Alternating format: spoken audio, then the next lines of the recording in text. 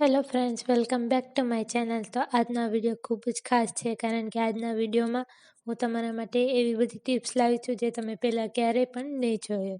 તો વિડીયો પસંદ આવે તો ચેનલને સબસ્ક્રાઈબ જરૂરથી કરતા દેજો અને વિડીયોને એન્ડ સુધી બન્યા રહેજો. તો ચાલો જોઈએ ટીપ નંબર 1. તો આપણે કોઈ પણ જે વસ્તુ હોય છે એ ગાળતા હોઈએ છીએ ત્યારે એવું થાય છે કે આપણું જે વાસણ હોય છે મોટું હોય છે અને આપણી જે ગાણી હોય છે નાની હોય છે. તો આપણે મોટા વાસણની અંદર કોઈ પણ જે વસ્તુ હોય છે જેમ કે તેલ હોય છે ગાળતા હોઈએ છીએ તો આપણી જે ગરણી હોય છે આવી રીતે સરકીને અંદર પડી જતી હોય છે અને આપણી જે મહેનત છે એ ફેલ થતી હોય છે. તો આપણે શું કરવાનું કે આપણે જ્યારે કોઈ પણ વસ્તુ ગાળવી હોય ત્યારે આપણે જે આ ગરણી છે એને આવી રીતે નથી મૂકવાની. આપણે સૌથી પહેલાં તો ગરણીની ઉપર આપણે આવી રીતે જે વેલણ હોય છે મૂકી દેવાનું છે અને પછી એની ઉપર આપણે જે આ ગરણી છે એને આવી રીતે મૂકી દેવાની છે અને પછી આપણે કોઈ પણ જે વસ્તુ હોય છે ગાળશું તો આપણી જે ગરણી છે ક્યારેય પણ નીચે નહીં પડે અને આપણે એકદમ ઇઝીલી આપણી જે વસ્તુ હોય છે એને ગાળી શકીએ છીએ. તો આ જે ટીપ છે એ તમારા માટે ખૂબ યુઝફુલ છે. જો આ પસંદ આવી હોય તો મને કોમેન્ટમાં જરૂરથી જણાવજો અને આ જે ટીપ છે એ તમે તમારા ઘરે જ્યારે પણ તમારે કંઈ પણ ગાળવું હોય ત્યારે તમે આ જે ટીપ છે એને યુઝ કરી શકો છો. તો આપણે આની પછીની ટીપ જોઈ લઈએ. તો અમારી નેક્સ્ટ ટીપ આપણી જે બાજરીના રોટલા કરવાની જે તાવડી હોય છે એના માટેની છે. તો આ જે તાવડી છે એ આપણે જ્યારે નવી લાવીએ ત્યારે તો એ સારી હોય, પણ થોડા ટાઈમ પછી આ જે તાવડી છે એ તૂટી જાય છે, એની વચ્ચેથી તિરાડ પડી જાય છે. તો આપણે શું કરવાનું છે કે આપણે જ્યારે નવી તાવડી લાવીએ ત્યારે આપણે તરત એને ગેસ ઉપર નથી મૂકવાની. આપણે શું કરવાનું છે કે જ્યારે આપણે નવી તાવડી લાવીએ ત્યારે આપણે કોઈ પણ આવું જે વાસણ હોય છે મોટું એ પાણીથી ભરી લેવાનું છે અને એની અંદર આપણે જે આ તાવડી હોય છે એને 1-8 કલાક સુધી આવી રીતે પલળવા માટે રાખી દેવાની છે.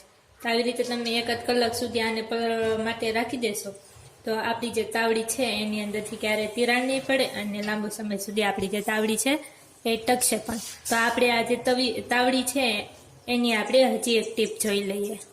તો આપણે જ્યારે આપણી તાવડી હોય છે એની ઉપર આપણે બાજરીના રોટલા જે હોય છે લાંબો સમય સુધી કરીએ તો આપણી જે તાવડી હોય છે એની ઉપર કાળી કાળી પોપડી થઈ જતી હોય છે.